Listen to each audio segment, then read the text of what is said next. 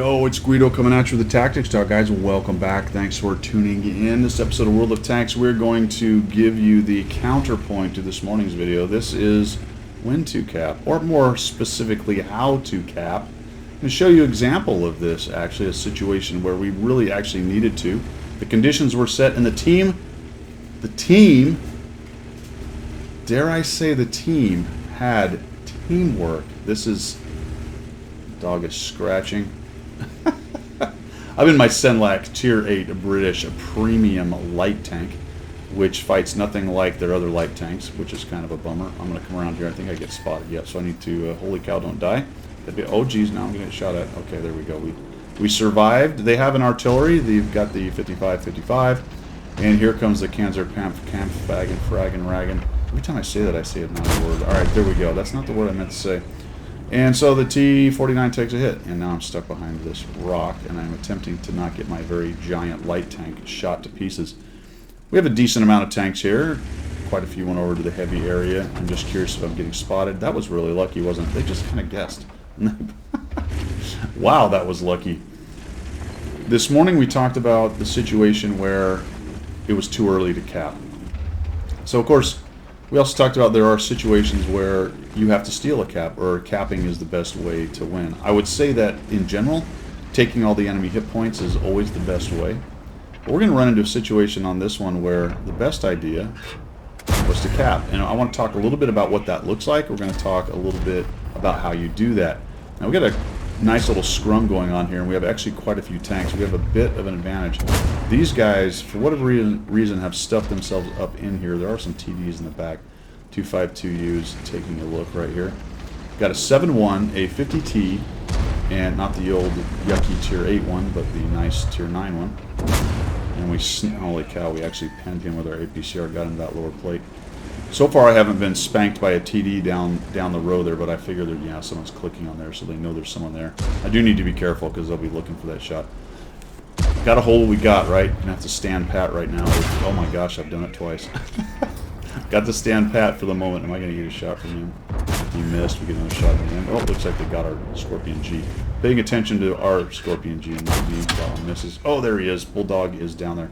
And that actually hurt because the KPZ's taking 300 and the Bulldog is taking 170. All right, so I've been yapping. Take a look at the mini-map and let's think about and project what's probably going to happen right here. We have an advantage over here. There's 3 of them, maybe another. But the other side is losing, right? It's 3-4. The other side only has a couple tanks. There's a 1390. Most of these things are slow, minus maybe the Patton. So we need to clean this cap up pretty quickly and then think about capping. There's actually a T30 down there as well. Actually, there was more tanks down there than I thought. There was a T95 and T30. So there's enough to kind of stopper up things right there. So there's enough to stopper things up, but we know that can't last very long. 1, 2, 3, 4, 5. 5 tanks to our 3. That's all their heavy beef. We've just got a few medium tanks down here. Looks like the 1390 is going to come in behind, maybe find the Scorpion. We've also got the T30. Don't know if I sneak this shot in. I do. So T30's taking some hits. We find the scout. He dies. That's good. And now we're starting to clean this up. We have a bit of advantage at 7-5. We got to come up and over and get rid of these dudes if we can. There we go. Drop down here. I do want to watch out from getting hit by a TD. And down goes the 7-1. So break, stop. All right. Do we really want to take what is a fairly light group of tanks and go attack the red team? We've created an advantage, which is one of the reasons why you go to cap. There are very few maps that you go to cap and fight. The encounter modes are kind of those maps, and there's only a couple of them that are really that way. This is one of them. Taking this part of the map and then defending as they attempt to push in, that is the best way to win this map. People who go fight the heavy fight over here, I used to do that all the time. I really recommend against it. Come down here, kill whatever they send to cap, and then spread yourself out and get ready for the defense. It really, really is the best way to win. Going back to this morning, clearly if you can kill everything, fantastic. That's the best way to win. But for setting the conditions to win, this is the way to do it. Because if they do get back, we can start killing them piecemeal. Pretty soon we're going to jump on cap. That's going to cause them to rush. They're not going to be able to come in mass, usually. So let's see what happens. You'll see that we immediately get a couple guys get on cap, and everybody else is spreading out. Look at this. 50-51, the T-44. In fact, I think even the Emil 2. The Emil 2 is going that way. So I jump in this bush initially. 268 and T-95 are holding him, and I'm thinking, maybe I should have pushed in. The weakness of this plan is potentially the south. So I'm going to go down to the south. Now, I'm not going to be able to stop anybody. I'm not really going to be able to stop anybody. Not as in I just stopper them up completely, but I can put eyes on and make them think and start picking at them as they try to cross. Especially if I can get across to this south spot down here and get up on one of these hills, which is what I'm aiming for. They just cleaned up our tank. It took them a long time to do that. You can see we've got 1:20 to cap. The 50-51 and the T-44, a little bit, for my money, pushed in a little too hard, but they're actually going to do a good job over there. They get rid of the 55-55. Why is that important? Because now he's not going to randomly dump on the cap. That was probably the biggest weakness of attempting to cap, is that they still had an Artie who could randomly drop in there and maybe reset us. Now that guy's gone, and it's up to their tanks. And it's all over but the shouting. The TVP's got them busy. They can't really push.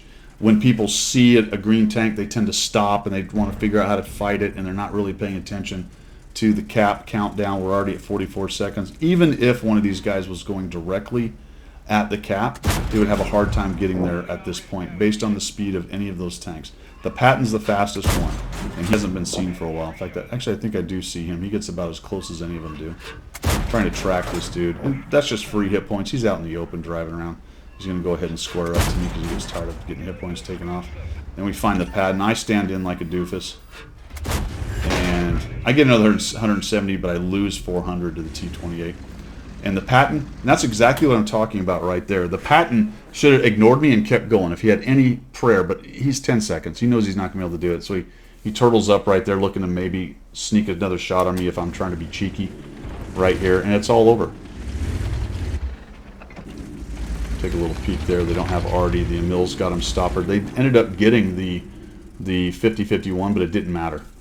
I mean, that was a great example of teamwork and exactly how you set the conditions for cap. So if you are going to cap, you have to set the conditions. This was a really pretty easy example to see.